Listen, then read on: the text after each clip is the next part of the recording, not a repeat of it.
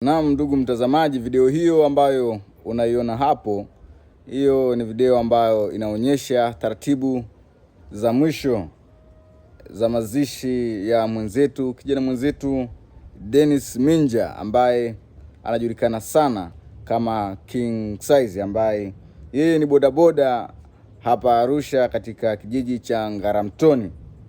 Bwana huyu aliweza kushambuliwa kichwani na sehemu zingine za mwili na kusababisha majeraha makubwa ambayo yamepelekea umauti, na watu watatu wanaweza kushikiliwa na jeshi la polisi na tayari wamekwisha kufikishwa kwenye dola, na jeshi la polisi limeahidi kutoa ushirikiano na kufuatilia kwa undani sababu za mauaji haya ya kikatili.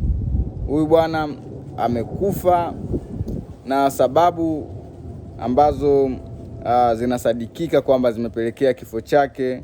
Wengine wanadai kwamba ni wivu wa mapenzi, wengine wanadai kwamba ni masuala ya kifedha, wengine wanadai kwamba ni masuala ya migogoro ya kifamilia, na wengine pia wanadai kwamba ni migogoro ya kimaendeleo, lakini mpaka sasa hakuna chanzo kamili ambacho kimeweza kutoa taarifa za uhakika za chanzo cha mauaji ya kijana Dennis Minja.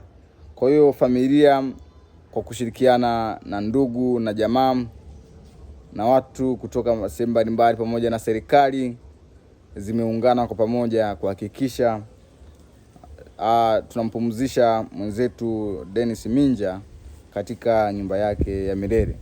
Na RPC wa mkoa wa Kilimanjaro ameweza kutoa taarifa na kuwaasa vijana ya kwamba hatupaswi kujihusisha na masuala ya ajabu ambayo yanaweza kusababishia hatari ya kupata majeraha ya kudumu hata kifo.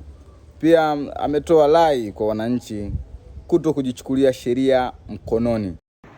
Naam, kama wanavyosema ya kwamba kifo ni fumbo, hakuna ajuae kesho yake, basi tunakwenda kumpumzisha kijana mwenzetu mchapakazi, kijana mwenye ndoto ambaye ameacha alama, ameacha pengo kwa jamii, pia ameacha pengo kwa familia.